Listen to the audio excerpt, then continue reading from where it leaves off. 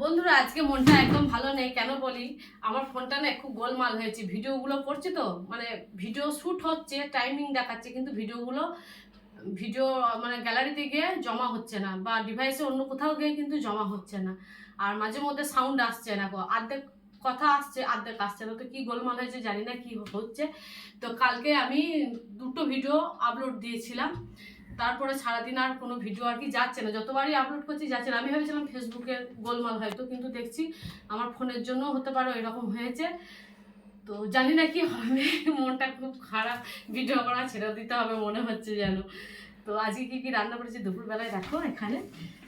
জানি না এটাও বা শ্যুট হবে কি না, এখন বাবু তো চালিয়েছে, এদিকে টাইমিং হচ্ছে, ভিডিও চলছে, কিন্তু জানি না শেষে কি হবে। এখানে কালকেকার থোড়ের তরকারিটা রয়েছে, ঠিক আছে। আর এখানে করেছি আজকে লাইলন টেকা মাছের ঝাল করেছি সর্ষে দিয়ে পেঁয়াজ দিয়ে, এ দেখো। আর এইটা তোমাদের দাদাভাই যেহেতু রবিবারে বাজার বাড়িতে আছে, এখানে করেছে পটল দিয়ে আলু দিয়ে সয়াবিন দিয়ে একটা তরকারি। দেখো তরকারিটা দারুণ হয়েছে। আর এখানে অল্প করে মুসুরির ডাল বানিয়েছি, একদম পাতলা করে। তো এই